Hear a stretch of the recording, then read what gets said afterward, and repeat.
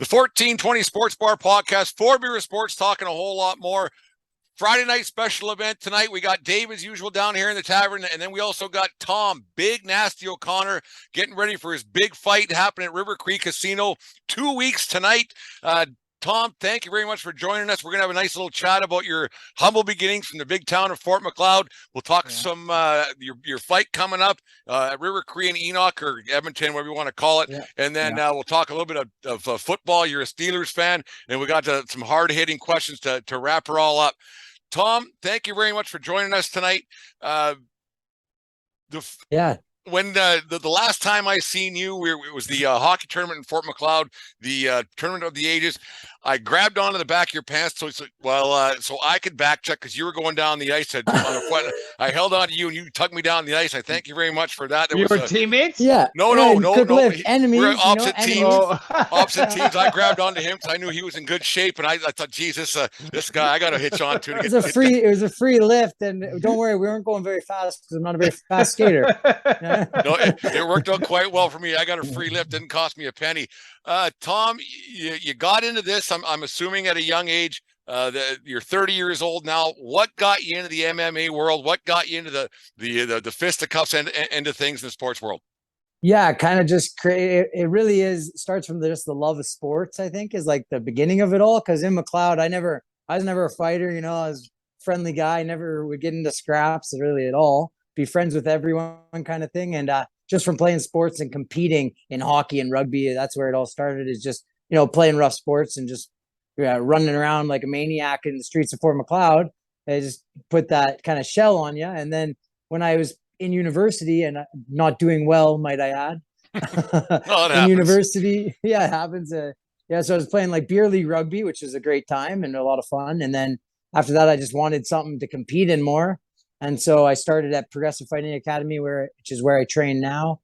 And just out of university, I just wanted something else. So I started doing kickboxing, and that's where it started. And my coach, 3 months in of 3 weeks into kickboxing, he's like, I got you a fight in 3 weeks. So about a month and a half, 2 months in, there was a fight scheduled, and I was like, you know what? If I'm doing it, I wanted to compete. I was missing that. I was enjoying the partying of rugby, but I was missing that, just, the competition aspect.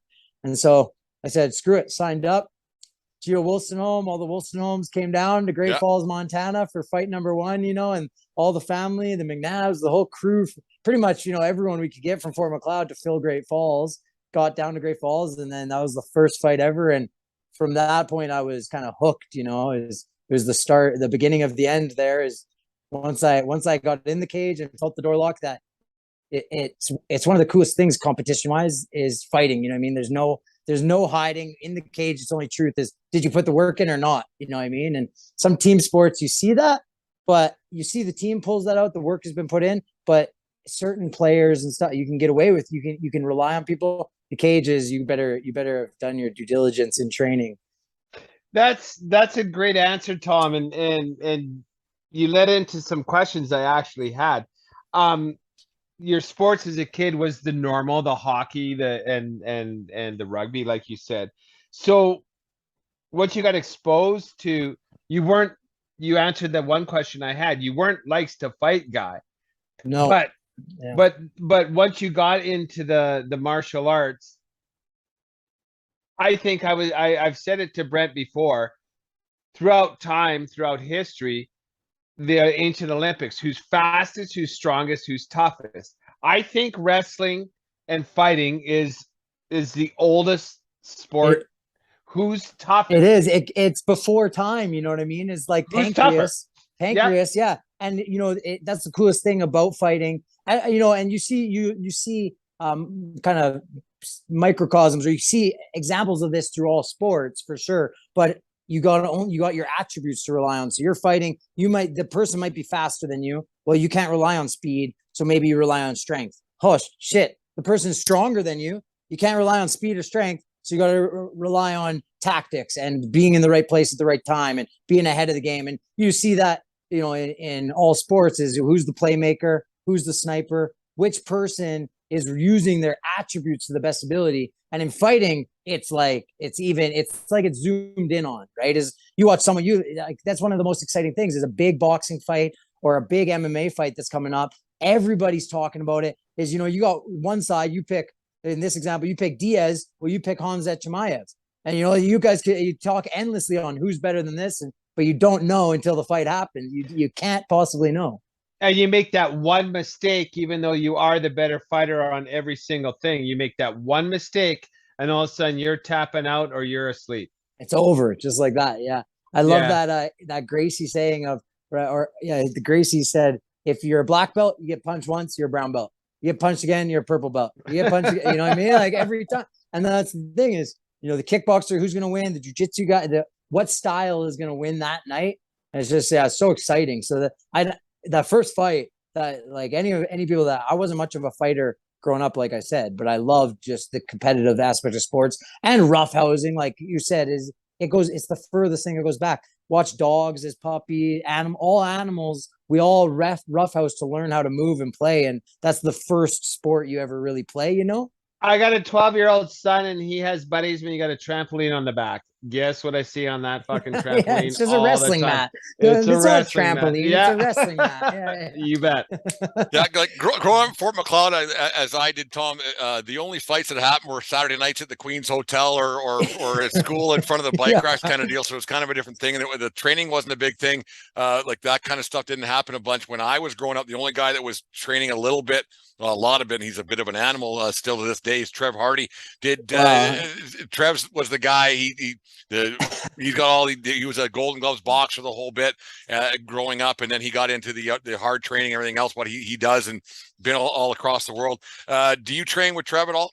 Well, I'm glad you mentioned that, because if you go back in my origin story, as it were, you know, Trevor, Hardy, Brad Wall, they're really the like, as it would be, they're the mentors and senseis in my life, right? So yeah, that's where it really took off. As I started at PFA, like I said, out of kickboxing, and just for fun, just for fitness and staying in shape. And then Brad started training me in Muay Thai and jiu-jitsu and wrestling. And I just, you know, entering the space, that was me opening the door to that world. And so I started there, and then from there, Brad, of course, connected to Trevor, and Trevor, with his lineage through all of Alberta and Canada as a martial artist and a trainer, and just a knowledge of sports and physiology like that. Once I connected with him, that was really the rocket booster that took off, is because he opened the gym doors to me, and it taught me everything, wanted me to train with him lots. And being from Fort McLeod, you know, he took me under his wing per se. And so everything that is my style built to this day is from those two guys. And now, you know, it's like a tree. It grows out and then it branches out. But the roots of everything that I have in martial arts is from Trevor Hardy and Brad Wall. No, it's good to have a guy like that on your side. There was a time or two where Trev wasn't really on my side for some different indiscretions that may have happened a time or two. We had a few I mean, he always went, actually, the funny altercations. Story, there was an altercation one time when this is a quick story. He asked me, he'll deny this to the day he dies, but we when I used to play hockey, this is the day back in the old third wave workout when it was on not just off Main Street in Fort McLeod there. And I was there pretending to work out. I was pretending to work out, and he needed a sparring partner. He just needed someone to throw punches at him. I said, Trev, I'm not doing this. He goes, no, I won't punch you. Because if you would have punched me, it would have killed me. So anyways, I threw some punches, and for somehow, some way, I threw, and I was a goaltender, so I don't know what the fuck I was doing. And I threw a left, and I missed, and then a right, and I caught him right in the chin. And it must have been his instincts, because he just and he hit me so fucking hard, I thought I was going to die. Like, my lights went out, it was over, man. So it was a funny little situation. It was just the response, eh? Yeah, just an instant response. It's like, oh yeah. No, it's not a big deal. I thought I was going to die. Boom. Yeah, boom. Yeah, it probably wasn't even much that he hit me with, but it was a situation. Your first time it was the sleep alarm and the wake up call. Hey. Yeah, I thought I gotta go. Good thing there was no one around, because I was crying and everything else. And you feel like you've done the hardest back workout you've ever had. Yeah, it weren't good. The first time you got in the ring, you said down in Great Falls, Montana, right before you got in. I don't want to. Was there any sense of like, oh, what the fuck am I doing here? Yeah, there's about an overwhelming sense of that for the 2 weeks prior, right up to the time, like what? And it's funny because, I wasn't a fighter outside of, Yeah. sports and stuff, but in hockey and rugby are two of the sports outside of combat sports that fighting is part of the nature of it. So in that regard, I wasn't afraid of violence. I wasn't afraid of that intensity, that another intensity that comes of a fight. I was never afraid of that by any means. That was just kind of part of those sports. Hockey fights are completely natural, and rugby, clawing people with your cleats. There's people are walking off. If you look at a high school rugby game now, men or women's high school rugby game, you look at them and they come off and they look way worse than they've been through a fight. Yeah. You look at two fighters, you know what I mean? It's like, so from that regard I wasn't scared of that, but just, I was like, what the hell have I got myself into? What am I doing? I'm going in the cage. They're locking the door, what am I doing, man? And then once I got in there, and like you said, the feeling of the martial arts, the discipline aspect, and just that other level of risk reward that comes from fighting, where you're in there, it's, of course you want to win, but there's the risk side is so much higher too. Is injuries can happen in all sports, but they're trying to take your head off. The goal of the game we're playing is, I kill you, you kill me, and whoever comes out of that is the victor. And so that means someone's got to lose. And so that side of things was like, how am I going to lose? Am I going to get head kicked, knocked out? What's going to happen? Like, what is this going to look like on the other side? And thinking, what are people thinking?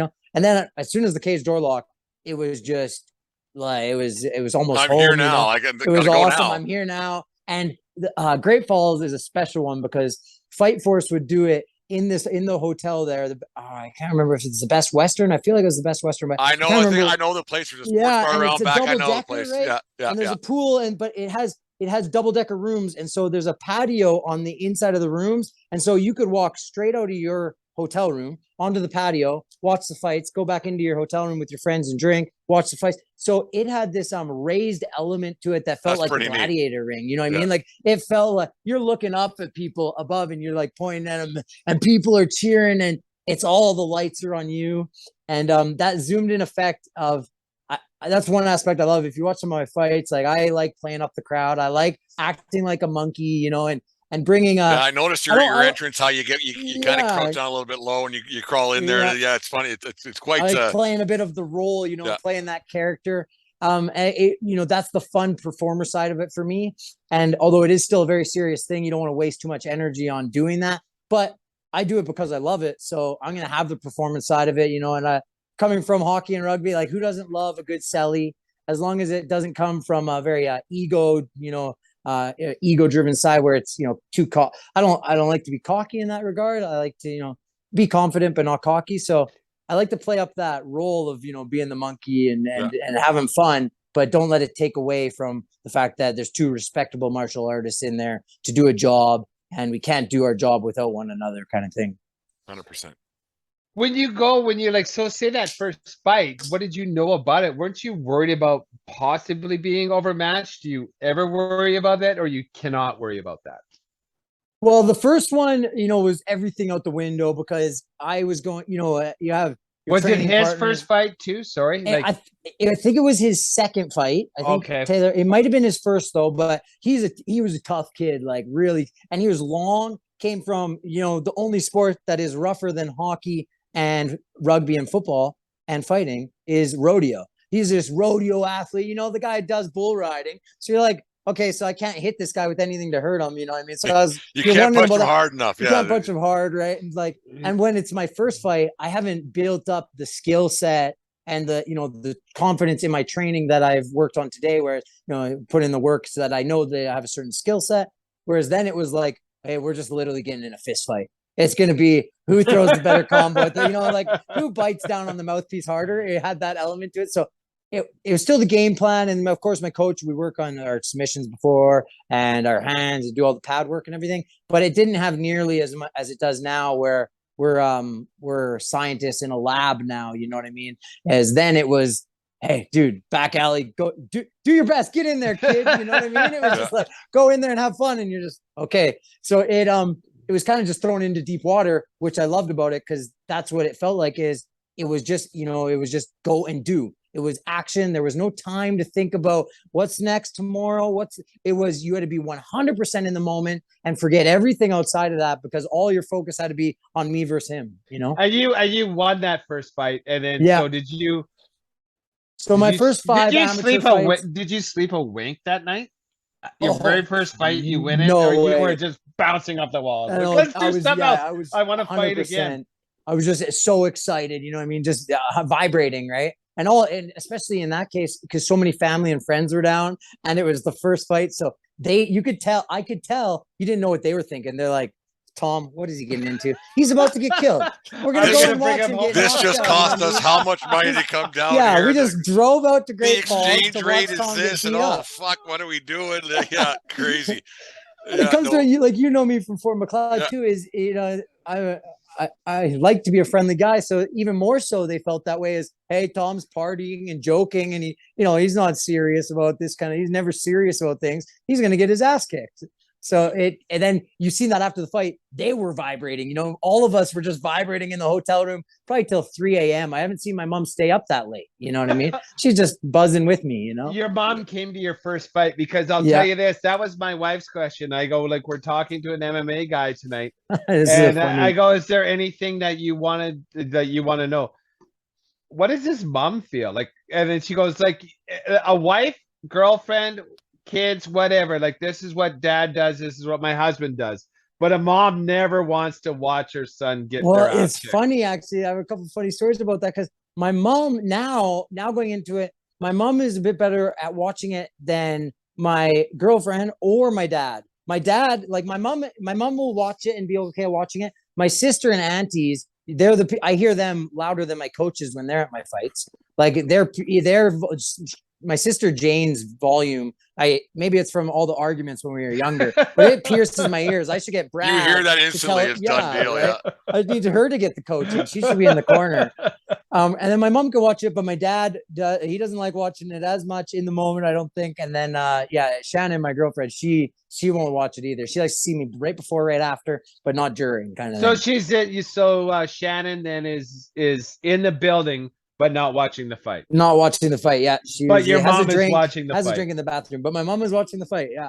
Oh, but my I think it was my second fight was in Cranbrook, and we went, and it was the first one. So my mom was coming up with a few of her friends, and they drove up, and they kind of got in late, and so I was the first fight of the night or the second fight of the night or something, so it was pretty early. It was like 8, like started at 6 or something, and so they got in the doors, and my fight was over. My mom just missed it. And she heard about it, and she's like, well, what happened? Is he okay? Or did he win? And she got a text that I won by rear naked choke, because I won by, you know, the rear naked choke submission. And I see on my phone after I'm looking at it, and she's like, Tom, I didn't know that you did this naked in all capital letters. And I was like, no. I'm glad you pay attention to this, honey. Yeah. Don't worry. I was close. Yeah. I should get Big paid fan, extra. Only fans. 1420 podcast here with Tom Big Nasty O'Connor, brought to you by Manscaped, manscaped.com. Tom, like Dave had a question from his wife, and last night me and Deanne went over to Browns and said the same thing. We had Tom on, having you on today, and she had a question for you. How do you punch somebody and have anger with somebody? Because usually you only punch somebody that you're mad at. She doesn't mean she punches me, but whatever. We'll talk about that another day. But he punches you, yeah. How do you get in how line? do you like? How do you get to like? How do you get to a point like what happens pre-fight where you build up enough adrenaline, emotion, whatever it's got to be, anger per se, whatever it's got to be, to say I'm going to go and knock that guy's head off? Well, and that's what you find as the higher level you go, I feel like it really eliminates the people that have there's of course the rare cases that fight well, emotionally charged, but for the most part is your disciplined athlete, especially now, man, everyone's these hybrid athletes, they're machines in MMA. They're starting everything at a young age. So it comes from more the disciplined martial arts version, where the way I look at it is I'm never really angry at the opponents, even if they are getting frustrated or angry at me. I've had guys try to mean mug me and all these things. I like what George St. Pierre says about it, and that's kind of one of my heroes as I was watching MMA coming up. Is he can't do his sport. He can't represent what he trains for and what he does without that other person. You need the opponent to be there to even be able to put what you have been working on in showcase and showcase that. And so we're both there. We both signed the contract, and it's, you know, it's not, that's one of the best things now is, you know, I'm not going to war. So our soldiers, our police officers, our ambulance, all these people that are real first world responders are true. Like, you know, they're really putting their life on. I'm privileged to be able to, how lucky I am to be able to compete in a sport I love and train all the time and be able to get to do what I love and work on skills, these things I love to do, and use that platform to inspire. So I feel I'm lucky to get to do that. And I feel the other fighters are in a similar position where, hey, we get this opportunity to show our skills and perform and show this sport for the world and make it exciting. So we both sign up to do it. So I'm not there in anger to take their head off. I look at it as, if I hold anything back, it's disrespect to the work that they put in. And that's like my opponent, Tim Smith. You know, he's a Alberta legend in MMA combat sports. He's done it for a long time. He has a lot of fights. He's gone through a hardship in his life. So he's a really good inspiration to people. He's a solid guy now, like a solid guy. I don't know him that well, but I've crossed paths with him a couple of times. Always really genuine guy. But I expect him to bring the very best version of him that on the 23rd. You know what I mean? Like, I don't want him to be slack in any way. I want him to be the very best version, the most elite killer version that Tim Smith has ever been. That's who I want to show up on the 23rd. And I think he expects me to be the same. And so from that perspective is we show up, who's the better man that night. You want to compete on the highest level. And like you say, see who, like, it, because it is disrespectful. It's not personal. It's business. Like, this is how we keep scoring our sport. 100%. Like, it's not how many field goals. It's not sacks. It's not anything. It's a brutal sport, but this is how we keep score. One guy walks out, and sometimes it's a decision. On that thing, like, as I bring that up, are you disappointed when it's a decision, even though you lost a fight? Like, I noticed you did lose one fight on a decision.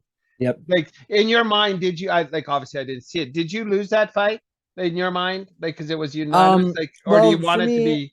Yeah, everyone has a different philosophy for it. And like, I think at the highest level it starts to be unrealistic to think, hey, I can finish everybody. You know, you're going to fight Khabib, be like, I finish him. Sometimes people will game plan for a decision. But again, this is just my philosophy, and I can't speak to, there's, you know, great coaches there, but I talk about my coach with this regularly, is my game plan is always to finish the fight. If I win via decision, of course, in my career path, in my business path, that's a very good thing to get the victory. But to me, it's a loss. I want to go in there in 50 minutes. My skill set should be able to finish the other person. And that's why I train martial arts, is I'm not training martial arts to touch and win on points, is I'm training in what works in the very best scenario. How do I use the most timing, accuracy, power, weight transfer, balance, you know, in everything I'm doing. And so how can I cut through my opponent? So that I'm always looking for a finish. And if I win via decision, I consider it still a loss almost. So when I lost via decision in that regard, is like, it goes to the judges. And, you know, Devontae is a very tough opponent, and I learned a ton from that fight. But I considered it a loss. I didn't finish him. The time went, he won, great. But it doesn't matter. There's a lot of things I can go back and do better to finish the fight. And so it was so looking back on it, that was a learning experience. Absolutely. For you. Even though, like, you know, I lost, but I didn't get tapped out. Like, so so even though it goes down as a loss, it's still kind of a tie. It's like the shootout loss. It's called win or learn. It's not win or lose. It's win or learn. And if you have that mentality, this is the fighting business. So, you know, like you said, you can be better than someone in every single category, and they can clip you on the chin that night and you go to sleep. Right. And so because of that, it's just a vicious game. And so you can't expect to win every fight you're ever in. There's always a tougher guy. There's always someone better. So you make sure that you bring the best version of yourself. That's the whole name of the game in athletics anyways, is how do I get faster? How do I get stronger? How do I use my attributes better? How do I use my tactics better? Right. And that's how sports is and should be, I think. Well, that's the one thing that I've always found fascinating about combat sports, whether it be boxing, MMA, whatever it may be, is that eventually there's always somebody tougher. Like it eventually all comes down to either you get slower, you don't punch as hard, your chin becomes a little more glassy. You Like get it nicer. happens. Sometimes you just get So you nicer. get You're nicer. in a George different Foreman space and in your life, you go back to boxing. George Foreman became a nicer guy and he actually became more successful, became nicer. But anyways, Yeah. but you just eventually you just it does wear out and you only have X amount of years in your body to do it. Like it's like any sport. At what point did you think, Tom, like after your first fight, you talked about Great Falls and everything else, a couple more, and then you went pro. At what point did you say, because now you're 10-2 as professional, at what point did you go, I'm going to do this and I'm going to put all the effort I can into this? And how much work is it on a daily to weekly basis for you to keep going? Yeah, it's well, the first thing is we go back to Trevor Hardy and the lineage of Trevor and Brad. And so we have regular conversations about this where I think, I'm so grateful for Trevor where he's been through this similar career path. And so he's lived this experience to some degree. And so he talks about that, calling it seasons of life, is like right now, you like in any sport, you can't do it forever. In any endeavor, you can't do it forever. There's a specific time frame. So seasons of life, while I can do this, while my body can handle it, while I still love it, I'm going to put everything I have into it. And until I can't do that, or until I don't love it anymore, and it's not giving me, that feedback where, hey, this is worth it to do it, because I think that's an important thing in combat sports and in sports in general is having an exit. You mentioned George Foreman, like what an awesome career to have a good career in a sport and then exit in a healthy manner where you can still have business opportunities and still give back to the sport. You can still coach boxing. It's ex-hockey players. Chris Versteeg is awesome right now where he's working on an app called Clever, right? And it's this awesome coaching app for kids where they can work. But it's like when you exit the sport in a good way, that's a very honorable thing to say, hey, these guys can still do it, but now it's the changing of the guard, Yeah. And so seasons of life. So right now, as long as I love it, and because it is so much work, it's an absolute grind every day, but because I love it, I'm willing to do that. And I'm willing to sacrifice certain things for that. When that cost exchange switches, then I'm going to try and be really, obviously when you get to that point, that's a very difficult thing to cross. And you see people have a hard time retiring all the time. But Tom Brady, there's your football example right there. He just won't go away, that fucking right? nozzle, but whatever. Right? Well, when you keep winning. Apparently, Yeah, we'll stop for a second. Apparently, Giselle, she took off. Like she said, I'm out. She took off today. Deanne was reading something. She said, I'm out. She went to Costa Rica today. I'm out. Tom, you can fuck off. Whatever. I'm on holiday until you're done. Yeah. Or she just went to Costa Rica. Who knows? I don't know. Let's not talk about speculation. We don't report on TMZ here. Yeah. What I want to know, Tom, for all your training for your fights, when what you have to do is bang the weights and you have to do your cardio. So is it like 1/3 cardio, 1/3 weight work, and then 1/3 ring work? Where do you because you got to put in those hours. And you only have so much body and so much time to do it. Like what's the regimen? So you just hit the bike. So I'm so lucky. Again, with Trevor being through this experience, working with professional athletes in other sports, is the best thing is success is time used effectively, and we all have the same 24 hours in a day. So using the time as appropriately as possible is important. So it changes. It's constantly improving. I'm constantly taking notes on this didn't work, scratch that, fix this. It's like I said, we're like a scientist in a lab right now where what is the way that we can get the very best version of me, you know what I mean? And so that goes to, okay, this, doing pad work this amount of times per week is taking away from this or adding to that. So there's that aspect that's constantly changing and constantly trying to level up the process. But then also it's not like other sports where you're in season and off season, right? You're trying to have as much competition throughout the year as you can, but injuries have gotten in the way in the past for me and for other athletes, COVID, these things is you're trying to fight throughout the whole year. So there's no in season, off season. It's kind of, pre-fight, post-fight, and fight camp, those type of 3 phases.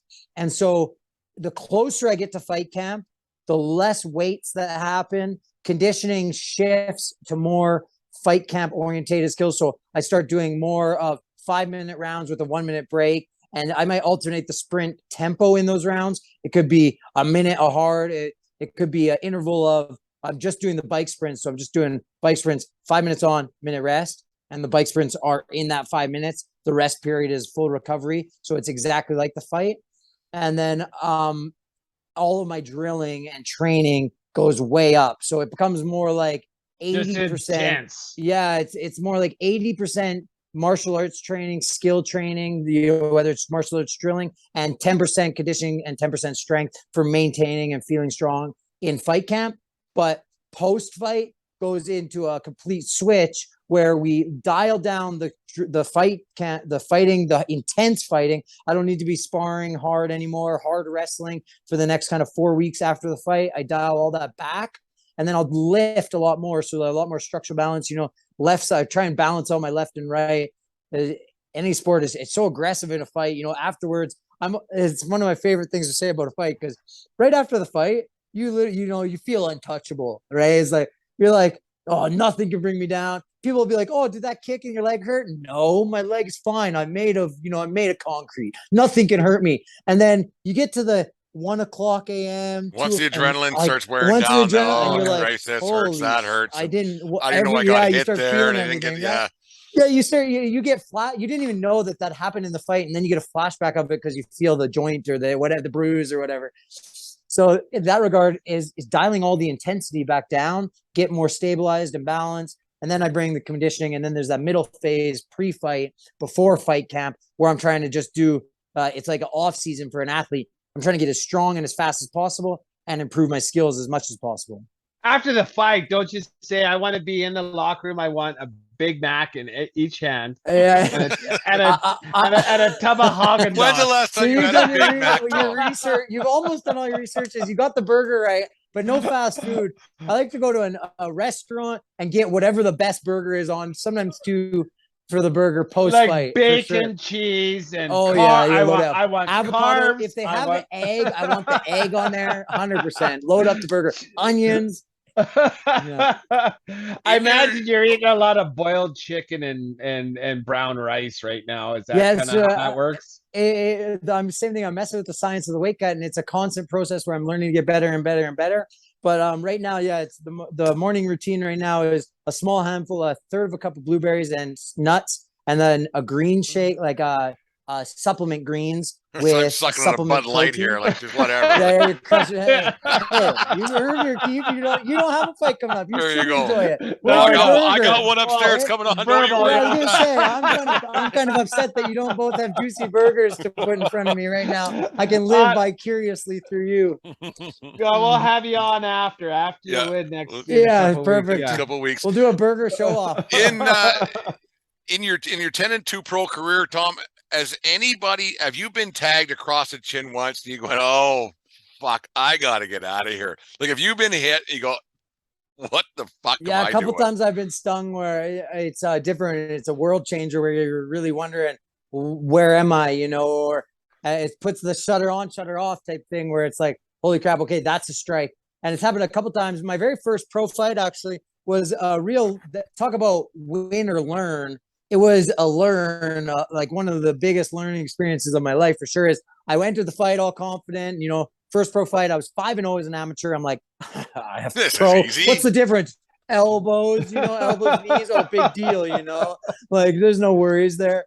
And I walked right into a hard straight right on the nose. And I rushed into it, Ryan Rehover, straight down the pipe, just on the button. And I just get that shutter happened. Boom, white flash shutter. And then I panic shot a takedown, right? Like out of nowhere. He wrapped up the guillotine and moved to sleep, wake up, tap. So it was a quick night for me in the losing fashion. But I learned from that. And for the next 2 years, there was a ton of guillotine defenses. And now there's only a few people that guillotine me now and finish that. So again, it's that learning experiences. Hey, take what you did wrong there and make sure you didn't lose. Make sure you learn from it so it doesn't happen again. No. Everybody has a plan until they get punched in the face, right? Yeah, 100%. Especially if it's from someone like Mike Tyson. And right in the nose, bam, it's all down. That hurt a lot. And then you mentioned that a cool moment too, another learn was that loss where I lost the decision.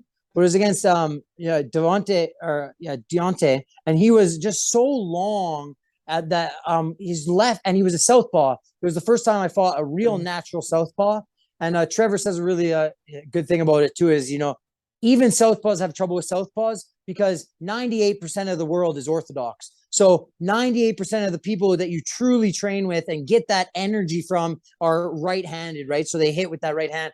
And so a real lefty is a different energy. It's a different range. And they have the advantage because they've trained with all these righties. So they know where you are. They have the range figured out a lot better. And that was one that the whole first round, every single one of his left hands felt like I was being stabbed with a spear. Like I was stuck on the outside range. And, it's pretty common for me, as in pretty much every fight I've had, I'm the shorter fighter. So getting in range is a big part of my game. And most of the time I can power in, throw a big overhand, throw a big hook, something explosive and enter and start wrestling, come back up for, big shots. So that's a big part of what I do.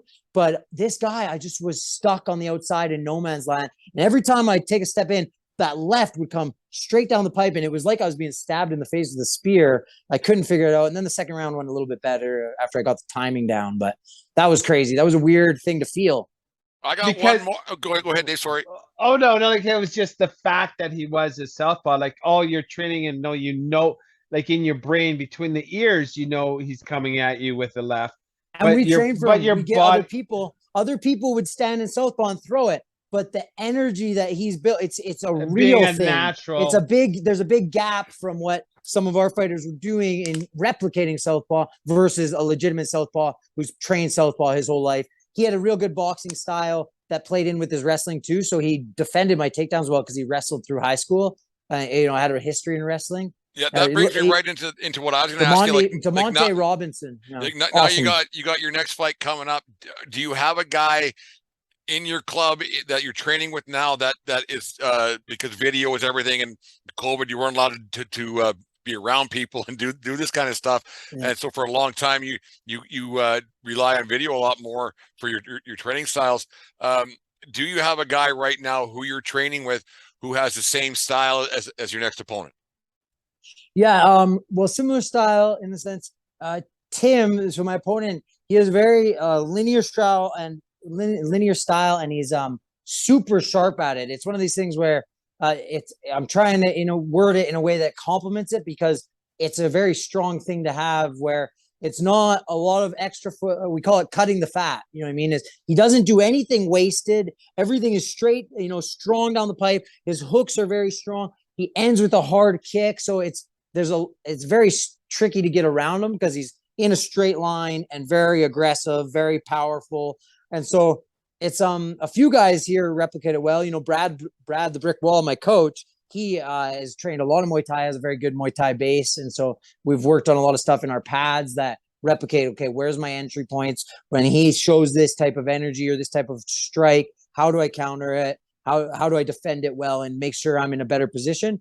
And then we have a couple kickboxers. Cody Jerome is a vicious kickboxer. He's on a real top tier level right now, like just A-class kind of kickboxing energy. So I train with him a lot for rounds. And same thing, he has a really dynamic style, but a lot of same thing, long, strong push kick down the center, hard roundhouses that come around, booming around at the end of the combos. So he's been replicating that a bit. But I go all of that. We replicate those things and train for him and prepare for him. But at the end of the day, I like training what I do best. And, how do I deal with straight punches? What do I do to deal with it? It's not this guy does something better than the other people I've dealt with, right? And then like, so as to that now, Tom, like, so you know how he fights and you've seen him and you have your preparation. So when you go into a fight, you obviously have a fight plan. I don't want to get hurt with this in the first round. Is it all about, maybe eating a couple, like nothing too dangerous or too damaging, but like it's more figuring out his timing and like so and you're watching him and taking those kicks and taking those jabs and knowing what he's like to time your counters. Yeah, it takes time to start to figure their timing out and get them to follow your timing so that you could change the rhythm, but the start is always that. I don't think there's any point where, in my game style is I'm never looking to take any shots to feel what they're doing. If I'm trying to defend and make the right reads on the shots immediately. But the nature of the game, nature of the beast is they could land some. So when they do, make sure I download that information. What did they do? How did they land that? What happened in that moment so that I can make a read on it better the next time. But I'm not ever trying to take damage. I'm trying to inflict it from the starting bell. I'm trying to land. That's a wise choice in Well, my that- and opinion. that was my I've next point, only tend been to in do 2 the fights in my opposite. life, and I I tend took to wear damage like once 6 and or no 7. damage. And I took damage the first fight I ever had. I decided not to take damage the second fight I ever had. It turned out much better for me. Yeah. So Yeah, it worked out a lot better. The fight a went lot better. Don't smoother. get punched. Yeah, don't get punched. Avoid getting hit and hit them, right? That's right. And so that's what I try to do. But I think it maybe goes back to my rugby days, or maybe as a goaltender. I was a goalie too, right? So, taking the puck, taking a couple of the shots. When you're a goalie, you do want to feel shots and warm up because you get the warm up. When Brad walks me out to the cage, we do what's called the slap down, and he beats me with the slaps. He slaps the front of my body, back of my body, just kind of to wake you up and feel that, because sometimes that first shot is like, holy shit, like you just ate a hard shot. I'm here now. Wake up. You're in a fight. You don't got time to sleep. So in that sense, I tend to. I don't want this. This isn't part of the game plan, and I'm working on fixing this. I don't want to start slow and get the rhythm. I want to have his rhythm right away, but I tend to take a couple shots first and then, get into the rhythm, keep the pace. And I try and say my style is like a tsunami. So it's just wave after wave after wave of barrages, and eventually they break before I do. And that's the game plan I go into with every fight, and I plan to do my entire career. I just want to perfect it so I don't take damage. You know what I mean? Yeah, I do. So would you say you're I don't do that yet. I don't even think that needs an explanation. Yeah, no, but don't get punched. Okay. If you looked at my fight, you wouldn't say, "Hey, Tom's trying to avoid getting punched." You'd be like, "Hey, Tom's trying to wreck that guy's fists with his forehead." I watched. I think I'm Roy Jones in there. I'm like slipping and bobbing and weaving, and getting hit at the same time. So would you say yeah. Would you say your style is more spaz or turbo? I like the word turbo much more. Yeah, turbo. We've had a thing back in the past, like spaz or turbo. Spaz or turbo. What did he go spaz? Like turbo. Yeah. So they go turbo. Yeah, Jonathan. Going back to the football reference, I would have looked like Jonathan Taylor Turbo. There you go. Yeah. Anyway, we'll get to your fight here in a second. The 1420 Sports Podcast brought to you by Manscaped and Manscaped.com. Use promo code 1420SCAPE at Manscaped.com today. 1420 Sports Podcast, 4 Beer Sports, talking a whole lot more, brought to you by BetUS and BetUS.com. Place your bets today at America's favorite sports book. Tom, you got a great big match coming up. We're joined by Tom Big Nasty O'Connor from Fort McLeod, Alberta, lives in Lethbridge now. Unified MMA 46 River Creek Casino and Resort in Enoch, sold out event, but you can see it on UFC Fightpass. You got a big fight coming up. You're ranked number 4 right now in your weight class. You're a 10-2 professional record. You're fighting Tim Shady Smith, a 16-12 record over his career. Experienced fighter, gone through the wars, gone through the battles. What do you know about your opponent? What do you expect? And obviously, you hope not to get punched, but yeah. What are you thinking ahead of your fight? 2 weeks probably from right now. What's your thoughts and prognostications? Yeah, I'm just excited to get in there and do what I do again and perform. For Tim, it's like Alberta is this kind of small little hidden gem of MMA. There's a lot of it goes way back, and like you mentioned, Trevor Hardy, Golden Gloves. Like there's a ton of really elite MMA fighters here, and Tim Smith knows all of them. So I talked to these guys. I train with some guys out of Canadian Martial Arts Center. They know him well. I train out with some guys out of Calgary. They know him well. Like everyone knows him. And when I've met him, he's been a good guy. But stylistically, it's just a wicked fun matchup. He's aggressive, which is like rule number 1 to fighting is be the aggressor. You know what I mean? And so he's not going to back up at all. And I don't back up really at all either. So I'm excited just to see his style. I'm trying to constantly elevate what I'm doing. And so I want to really, show another level and show that I've been leveling up and putting the work in and improving. And so I'm looking to finish him early and finish him as fast as I can and in devastating fashion, but it's going to be a war and it's going to be a wicked fight. So I'm just excited to, like we talked about earlier, get in there, start to get it, try and get his timing down early and just, put on a show and put him out.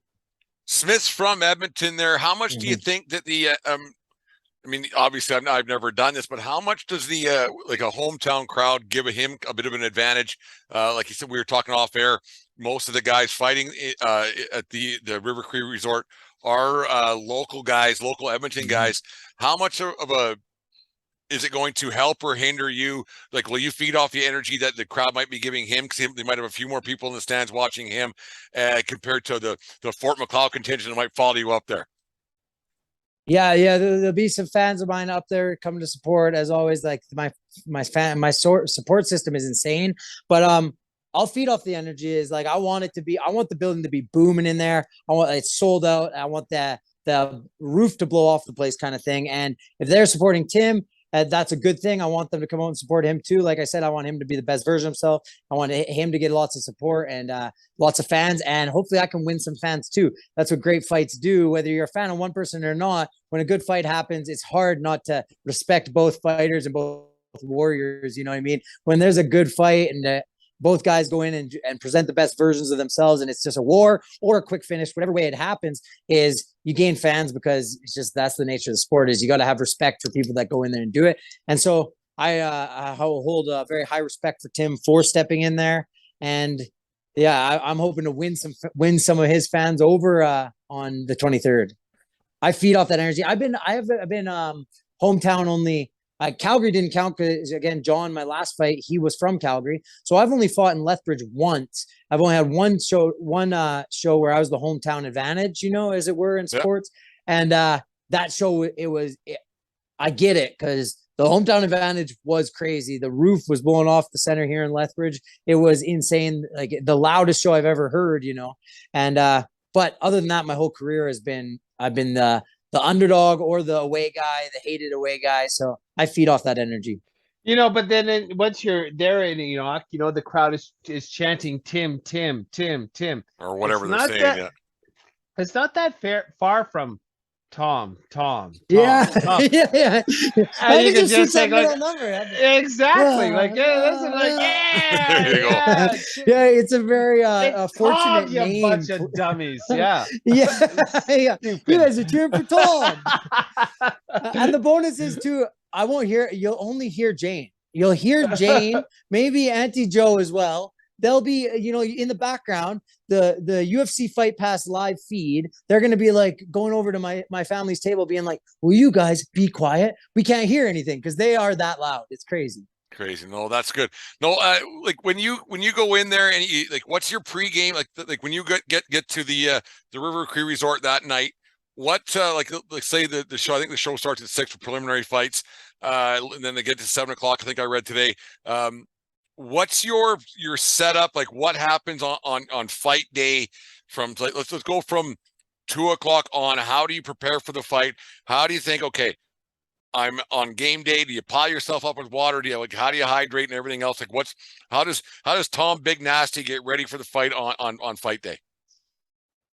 Yeah, a lot of it is just preparing that warrior mindset. And as long as all of the cards or all the ducks are in the row with nutrition, you gotta eat the right things, make sure you're feeling good. So, we have a timed sequence for that. Like I said, after the weigh-ins and stuff, everything's timed out. And then the next day is, big breakfast. But as I get closer to the fight, I've usually already trained a little bit in the morning, skipping, moving, getting the blood rate or the heart rate up and getting the blood flowing, going through some of the positional stuff that we talk about for the fight, preparing for Tim. So doing those things, going through reps in your head and type thing. And then I chill out and rest the afternoon. And then, same thing, right before I leave to the venue, I like to hit light pads sometimes with Brad if we have time, depending on the commission and how everything works out, what fight I am. Sometimes I won't do that. So I'll be a little bit earlier in the night. So to this fight card, I might not do the afternoon pads as much, or I'll do light stuff. Sometimes we'll do some weapons training and stuff just for fun. Same thing, just moving, forcing myself to move, feel good in my movements and balanced, stable, strong, aggressive. And so that we start building that mentality. We talk about that in our little training sessions, being the aggressor, being first, all these tactics that go with fighting is, getting him to catch my rhythm. And then I change the rhythm. So we go over things like that. And then the afternoon is chill. I just kind of, relax. I know it's about to be a war. It's calm before the storm. And so I get myself to that calm state. I like to listen to music, podcasts, you know, sometimes we'll play some card games. I love card games. So play those, stretch, make sure the body's feeling good, but more or less just chill and relax. Just We get to stay the as venue. loose as you can. Yeah. Keep the body feeling good, and then keeping the mind in this, you know, dialed down low state where there's nothing stressful, everything's relaxed. That's why I say comedy is such a good tool, man, is because people will take things and they get stressed out, and it's like your emotions going high and low, and that's affecting your energy systems. I feel I've always felt best when, you know, like same thing, family, friends come around. I'm like, I want to hang out with them. I want to be around just good people that I enjoy and good energy. And so I'm just hanging out, you know, I'm just having a good time. I see it as I get to do this sport. I'm privileged. What a great opportunity that I get to compete in MMA. You know, not everyone gets that opportunity and gets to do that and chase their dream like that. So I'm just so like, I'm in the moment. I'm just happy to be there. And then, like I said, as you get in the back corner, you're getting back there. Once I'm starting to get my hands wrapped, start preparing, the switch turns where now I'm starting to bring my emotions up high to peak for that moment, whether it's 6, 7 o'clock, whatever time my fight time is I'm trying to peak my energy systems. So I'm on a heightened state of awareness. I'm starting to get right to that moment where it should be fight or flight, as if there's a bear in front of me or a lot, whatever it is, it's me or my enemy. And I get to that point where, hey, it's kill or be killed. Still in that martial arts is this respectful manner where we train the discipline. So I still value and respect that my opponent is there. And I'm glad that he's showed up to be the best version of himself. But the game is kill or be killed. And so I'm there to cut through him. And so I just flip that switch once I start wrapping my hands, preparing. And that's how I kind of get ready for it. Chill and then heightened state of emotion. When you say wrapping your hands, do you do it yourself or does Brad? And I'm assuming you tape your ankles too. No, I don't touch my ankles really. No, okay. Yeah. Some people do though for that support. Yeah. Do you? What playlist? So the commission has to watch over the hand wrap. The commission has to watch. So you don't put foil in there. Yeah, they have to check that you're not messing with it. Even certain tapes, like they don't let you use certain tapes. Yeah, right. Seriously. Well, I mean, you'd be surprised back there. If people could, they would. They're like they're like, I'm just eating chicken bones going under the wrap. Like what? You know, like people do anything these days to get that little even leg with up. Yeah. Not at the highest level because that all gets eliminated, right? But there's commission has to watch over you, and they have to spectate you. They sign off on your wrap, and then you put your glove on and tape the glove, and they sign off on your glove tape. And so Brad does my hand wraps as long as he's there cornering. He does my hand wraps. And you make the playlist? Yeah. And what's on it? It's all hardcore hip hop. Yeah. Oh, really? It's rap. It's hard rap music. There's a couple of AC/DC bangers in there, but earlier in the day, I'm listening to like chill hip hop, rock and roll. It's a pretty eclectic mix in the day. I got John Wart Hannum in there because I love his music. You know, from Fort McLeod. I can vibe to that all day. Got Core Blund, local around here as well. I like his. So I listen to a real eclectic through the day, but then when it gets to game time, it's pretty much Wu-Tang Clan only. And then what do you go to the ring with? I go to the ring with it's called Gun Harmonizing by Royce to 5'9". So Royce to 5'9", he's a Detroit rapper and he's under Eminem. They came up from Eminem, and I was a Red Wings fan, and so I was like, you know, Detroit connected to the city. And then when I loved hip hop, it just kind of clicked. And then Royce to 5'9", he has some really hard slanging beats. Like he goes really hard on the mic, so it gets you pretty amped up. Next Friday night, I'll have to tune into the UFC Fightpass for sure and watch this. It'd be great. Tom, Big Nasty, you got your big fight with Tim Shady Smith. At any point, like when you found out who you were fighting, when did you find out? And then at any point between when you found out and fight night, do you ever have any communication, any contact with the guy, with your opponent? Well, this is the funny thing is like, I crossed paths with Tim a couple times, and it's always like, you know, even in my last one, he talked to me about the weight cut and missing weight, and like just a really good guy, you know, from my experience. I can only speak on that. You know, a real down to earth, chill guy. Looks like a badass, you know. Yeah, he looks mean, and you know what? He fights mean too. Like he's been through it too, and he's been through the wars in MMA. He's been in MMA a long time, so he is mean and he's tough, you know. But he's a good guy. And so talking to him and stuff, sometimes I've had crossover with certain opponents, some you do, some you don't, but, literally I'm on Facebook, Instagram with him all the time. I see all his posts. He sees all mine, and, we're still going to go to war and, go in there to kill each other on September 23rd and put on a show for the fans. And that's what it's all about is, representing the very best echelon of martial arts and who comes out better that night. So it's it's exciting when it's a funny thing because our circles, me and Tim specifically, this fight, our circles seem to overlap a lot more. Like our inner circles overlap a lot more. I got friends that are like just straight across, like, hey, I can't pick sides on this one, and I like that. Don't sit back, enjoy it. You like MMA? Well, sit back and enjoy the show, man. No, that's fantastic. Dave, go ahead. Oh no, it's just like that's really that's cool. Like that your spheres of influence and your spheres of competition have overlapped so much that you have friends that like, I'm really curious to see who wins here. And they're curious. It's just friends. Like, fuck, I've kind of wanted to watch these guys fight. Let's see who wins. No, it has a weird buzz, eh? Like the situation, you just say like, who's gonna win this? Who's gonna pull out? That's the exciting thing about fighting. Tom, you're gonna win. Yeah. Oh well, yeah. No doubt in my mind. People from Fort McLeod rarely lose. Yeah, rarely. It's we don't tell people, but it's in the water. It's definitely in the water. Like Deanne, she goes, I don't understand what's going on in that town. You guys are some kind of messed up by that Fort McLeod. It's a special place. It's a special place. There's no doubt about that. Anyways, Tom, best of luck to you. Tom, everyone tune in. Fightpass, guarantee we'll promote it. We'll put it all on our socials and Twitters and everything else. Tom, we'll get away from the fight thing. You probably need a break from between your ears talking about fighting all the time and thinking about fighting all the time. You told me when we were communicating to set up this interview we're doing tonight in the 1420 podcast. You're a Steelers fan. Oh yeah, die hard. Why Peter Lavorado. Thank you, Peter Lavorado. Is it from Pete Lavorado? I forgot he was a Steelers fan. 100%. Me. He was my biology teacher. Biology, or I can't remember. I think I failed his class. Biology, but my biology teacher about 100 years ago now. But you're a Steelers fan. You're a fancy football guy. What do you think your Steelers are going to do this year? And what's your fantasy football team look like? And who do you got at quarterback? Well, I'm gonna get Pickett. I'm gonna pick up Pickett for sure because I have to, right? I put all the eggs in that basket. He ain't gonna play. Fan.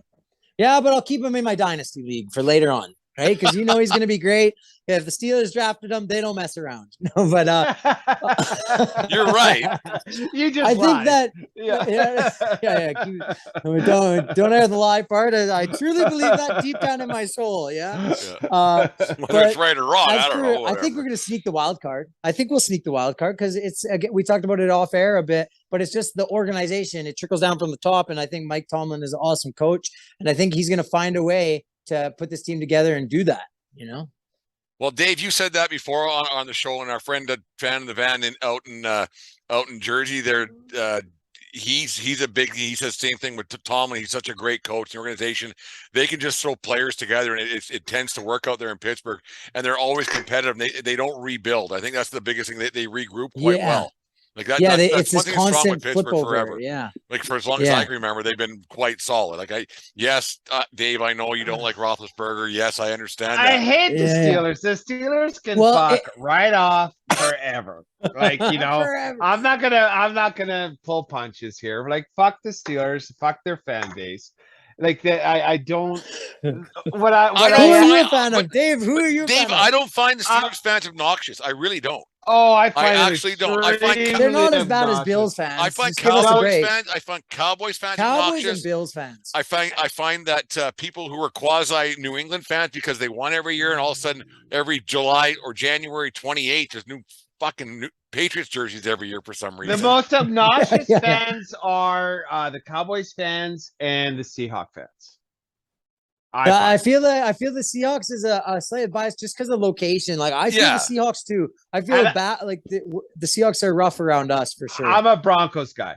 I've been a Broncos guy forever, right? And so I have a little bit of ill will and jealousy. That 1 year that Pittsburgh won with Jerome Bettis, that was Denver's Super Bowl. We should have won that. Bettis stole it too, hey? It wasn't Bettis. Jake Plummer lost it for us in the AFC Championship game, and so like don't worry, It's a tough memory. Yeah, I- reliving it.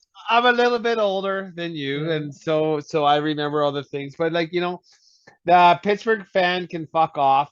I think they lucked into as many Super Bowls as they've won, but nonetheless, the ring is the thing. But I will never cheer for Pittsburgh. I don't find. And what's the Ben Roethlisberger thing though? Well, he's a rapist for one. That's that's a tough one. You can't get around that. I'm not going to step on that. That's bad too. Yeah. He won 2 Super Bowls in his first 3 years. You can't say rapist. We got a professional athlete here. Oh, sorry. Right? He's an accused rapist. No, we have a professional athlete we're talking to. He can't give an opinion on what he thinks because if he says one thing or the other, he's going to get compete. There's a lot of people listening to our stupid little show here. I get it, yeah. For that reason, I'll say this. For that reason, I also don't like Ben Roethlisberger. Slinging the ball. He won 2 Super Bowls in his first 3 years because he was a system quarterback. And then once he thought it was played in the system, he was meant. That's what I mean. I feel like that's a fair thing. I feel like Tom Brady played in the system well with Belichick, and I think it's tough because want to take away from Belichick now because Tom Brady's still successful. Belichick not as successful, maybe. I don't know. He's still doing well, but I think it's the same thing as like Brady is a system. He played in the system. But then why did Brady win 5 more, and then Ben Roethlisberger didn't win any more in his last 14 years? And why didn't Roethlisberger make 1 Pro Bowl in his entire career? I feel like maybe I would agree that the Roethlisberger cliff was a lot earlier and he fell off a lot harder, and I think that style of play too, where Ben, like back in the day, would sit in the pocket and just take anything. Like you can't do that as long. And these guys are like getting bigger, stronger, meaner, like type of thing is, like Aaron Donald, you're going to sit in the pocket with him. And there's always aggressive guys, but when it's like the fighting thing is like that style of quarterback, like it ages way worse. The style of Tom Brady quarterback, build a front line around him that protects him really well. Oh, that you could do that a long time. You take less damage. And then Pittsburgh chose Ben Roethlisberger over Le'Veon Bell and over Antonio Brown. Both a little bit nutty. I'll give him that, but also ultimately talented. And no one's succeeding outside. Very skilled, right? And but Antonio Brown it's and hard Le'Veon, though when both Le'Veon those guys Bell outside of Pittsburgh fell off. Without a doubt. Like neither of those guys were nearly as good as they were at Pittsburgh anywhere else. Right, but Ben Roethlisberger wasn't good in Pittsburgh at that time, anyways. Right? They were just all system players. He got the job done. Perennial playoff team. Yeah, I get it with elite players, but like they couldn't keep elite players anymore because they gave preferential treatment to a B+ quarterback than their A+ running back and their A+ receiver. But they'd rather thing too, you know what I mean? They'd rather league just favors the quarterback. But if you don't have we've talked this on this show a lot, Dave. Like there's very few good quarterbacks. I can hand off to Le'Veon Bell, but Mason Rudolph couldn't. I don't know. Right? There's a a lack of quarterbacks leading for a guy to play that long. He must have been doing something right. And then which leads to my point. And sometimes even in the last season, he would still sometimes throw that beautiful deep ball once in a while. There was little moments of. Did he play longer than he should have? Probably. Probably. Sure, yeah. But anyways, we'll get off that. Anyways, what is your opinions then on the Russell? Are you like just super excited for the season? I am so super excited. We haven't had a quarterback like with Flacco and Bridgewater and Trevor Siemian and Drew Lock. Like don't forget Timmy Tebow, man. Well, Timmy Tebow was before Manning, right? We've won a Super Bowl since Tebow. And it's just a rough go from there after. God. It's especially a quarterback. It's one of those things where there's so much talent there and there's just nothing to feed it. And we don't have a chance. Like we didn't. Like I didn't mind Teddy Bridgewater. I really didn't. When they signed him. He's saying that, but he's a system quarterback too. He just has to do a job baseline. He's baseline. He's in the hall of pretty good. Yeah. He's stuck there. Yeah, average. Yeah, good guy. He was pretty He'll good. do the job. Like you don't want him on your fantasy team, but he'll do the job for He'll fill Broncos the to get some void. wins. He Maybe ain't to get to hurting, playoffs. but he's not helping either. Yeah, it's one of those neutrals. Yeah. Yeah, just Brent, who are you a average. fan of again? I can't. You told I'm me. a Niners guy, but like they don't have. Actually, yeah. I think they'll be okay. I think that Lance isn't going to last that long. I do think that Jimmy G's going to get back in there This season, you think they'll ride with Lance next? I think about 4 or 5 games. I think that Lance is going to wear out his welcome there. There's a reason why they kept him around. That's my opinion. Dave disagrees with me 100%. You think Lance will do well, Dave?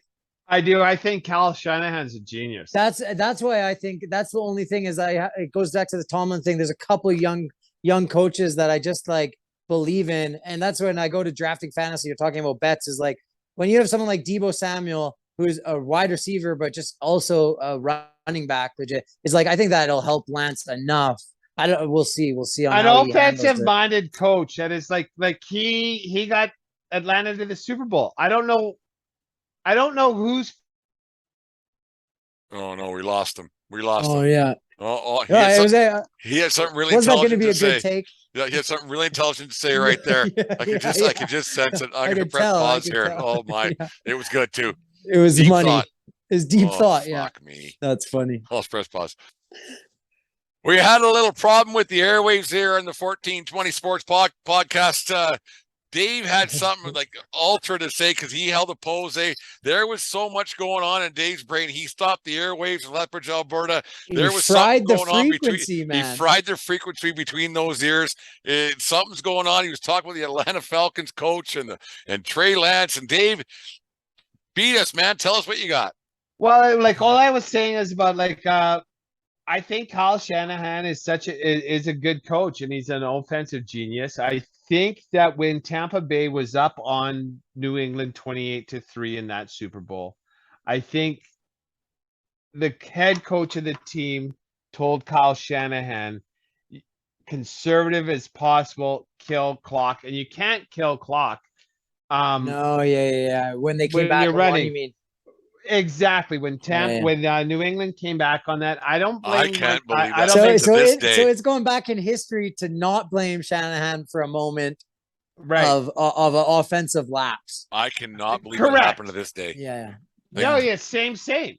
Like, how can you get up? How can you get to the Super Bowl? How can you coach in the throat, man? Kill it. Yeah, done. That's right. That was in your sport, Tom. Yeah. Like this. Matt Ryan was the NFL MVP that year. And then thanks to Kyle Shanahan. And like you just say, knee on the throat. Like at least kick a field goal, make it 31-3. Like get a first down. And you get first downs by throwing the ball. I don't care what sport you're in. You can never have too many fucking points. It's the killer be killed mentality. Is like you bet. My wrestling coach says it this way: it's like it's not speed up, slow down, speed up, slow down. It's speed up, speed up, speed up, speed up, speed up, and that's when they break. For fighting is they break and you don't. You break them before you would ever break because you're constantly speeding up. Same thing in football. I don't think ever take the gas pedal off. And if people are hurt on it, it's like at the highest level, maybe in junior leagues, sure, be a little bit respect. Okay, don't hurt feelings, whatever. When it's 45-0, you're here to play the it. game. You're here to play the game. Play the game. If you lose that bad, you better get back to work on Monday and be better. Here's a better point. Don't be down 28-3 or 31-3. Like don't. Don't let it happen. At the professional level, if you don't want to get beat by a ton of points, do something about it. Do be something. Better. Yeah. Just be better. You're be embarrassed. Boo hoo. Like your paychecks ain't bouncing. Yeah, literally. Yeah. They talk about that every season too, where a team, in the regular season, a team's way up and they talk, maybe don't start conserving. Don't waste time. Don't waste the good players, energy, whatever. I hate that. I just think don't take away from it. Why don't you try and break the record of points ever scored? You know what I mean? Yeah. Put another notch in the book of records, and that's what sports is all about. Is the fastest sprinter isn't like, Usain Bolt's not like, better slow down, let these guys catch up. He's like, my record is this time. I got to beat it. Well, there was something I read the other day talking about getting more points and everything else that it was Paul Coffey, ex-Edmonton Oilers, when he played with the Oilers, and Gretzky had those 200-point seasons. And one of his somebody's interviewing him. They said, how did Gretzky get 200 points a year? And Coffey said it best. He said, because he was trying to get 300. You know, right? he just kept going and going and going every shift. And like and that's why Gretzky's considered, well, he's That's the that greatest mentality. hockey It's that player. The mentality. it starts It's with the that mentality. go. And if I'm going to be here, I might as well do it. Right. Yeah, it's in goal setting. Verstigo always says this when we do the goal setting work with the kids. He always says, you know what I mean? Like, aim for the moon or shoot for the stars, and maybe end up on the moon. You know what I mean? It's like you like don't ever set your goals so low because you don't think you can get it. Set them so unreasonably high that if you still fall short, it's still pretty damn impressive what you're doing. Aim high, you know shoot low. Yeah, it's exactly. It's one of those things. Anyways, we'll get going here. We kept you here a lot longer than we thought. It's been great conversation, Tom. No, thank you very much for being on our show tonight. Yeah, we'll have to do it a little more often. Yeah, when you get done your victory, and maybe next 2-3 weeks from now, we'll have a little a chat on a Friday night. Maybe you can have a beer with us too. Whatever, we can do that. Victory throwback.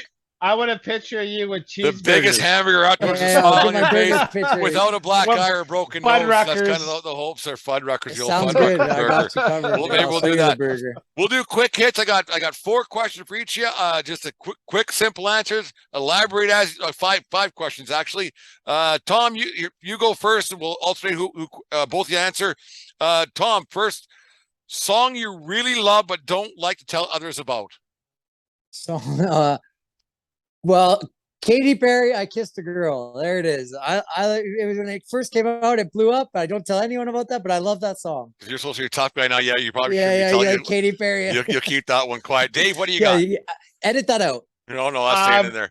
That Savage Garden one. Ooh, baby, that's the Cherry Cola song. Yes, that one. That song's shitty. That's terrible. You don't even know about it because it's just a shitty song. It's shitty taste. Yeah, that song's that's 1997 Savage Garden. Mine makes me look pretty soft. Yeah, Katy Perry's at least nice to look Kiss at. the Girls. That one's shitty, Dave. I'll give that one to Tom. Dave, you're gonna answer this one first. High school teacher that you just didn't see eye to eye with, besides all of them. There was more. Like the list was long. I'm gonna say Mr. Voss, VOS. Did not like him at all. What happened? I just didn't like him. He was a ginger and he had a beard. It's a rough start, eh? Yeah. You had long hair back then, though, right? Oh no, not back then. I didn't have long hair until I graduated high school. Oh, okay. I was pretty. I got mistaken for a Mormon a lot. To tell you the truth, by my. Well, you went to Emmanuel Christian, so yeah, it's a different story. Oh yeah, that makes sense. One of those makes sense. Tom, it makes sense. That's funny. Tom, high school teacher that you just didn't see eye to eye with. Miss McMillan, and looking back, it was probably more my fault. But Miss McMillan, I did not get along with very well. It was a little bit of the English and social is not something I cared about too much, and then playing pranks on her all the time. But we did not see eye to eye.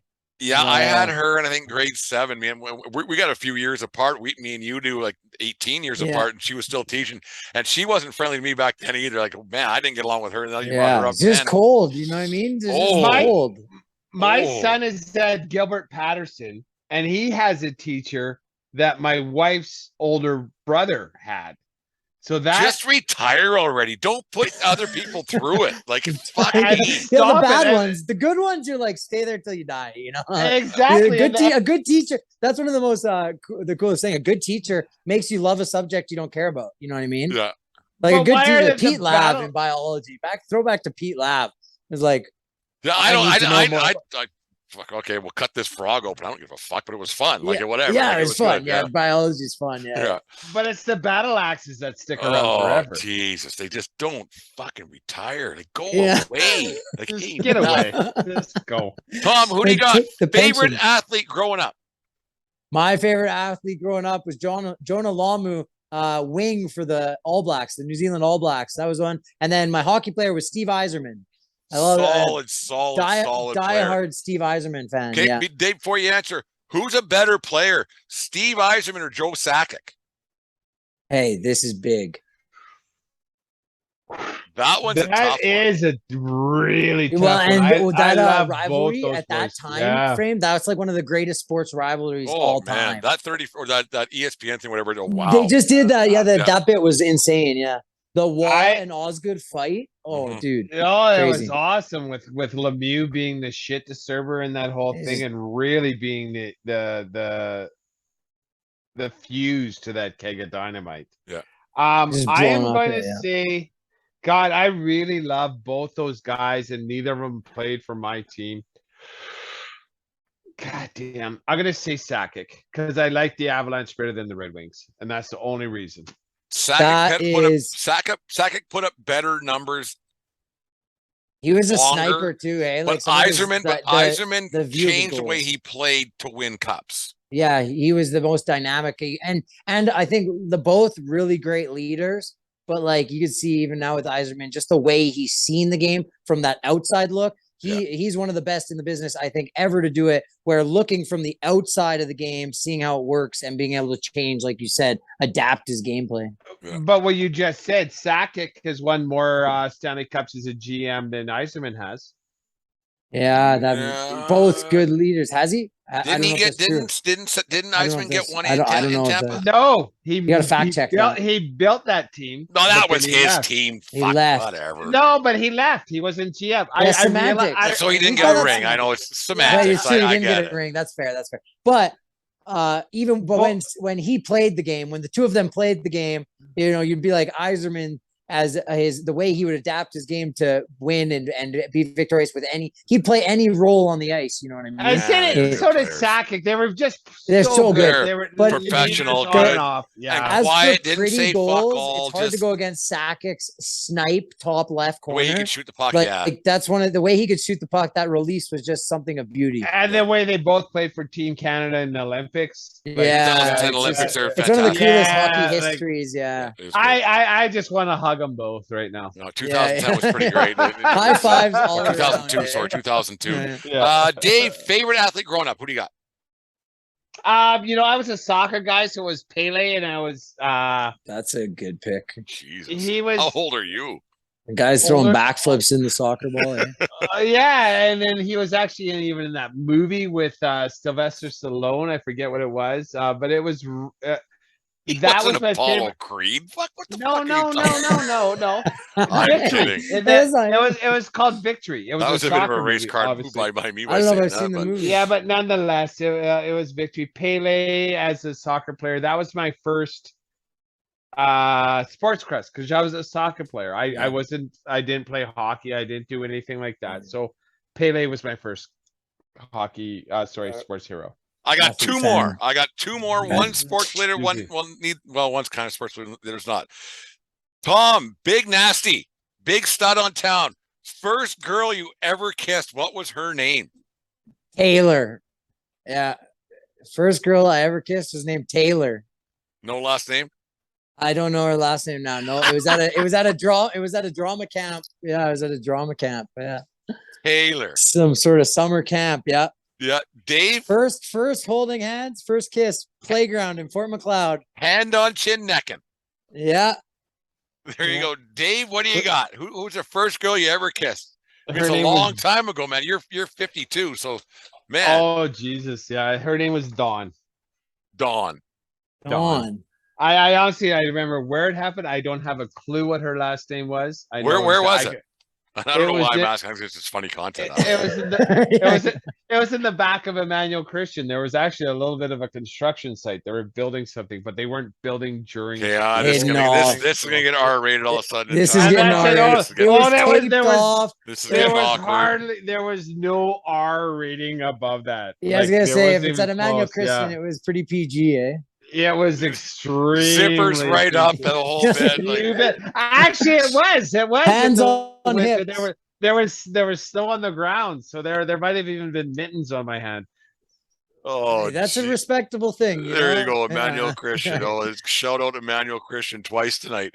Last one, boys. Here we go. Dave, first fight or punch you ever got in, and what was it about? Like a physical fight or a punch thrown or what? You know what I'm getting at? Yeah. What was it about? I'm punch? actually.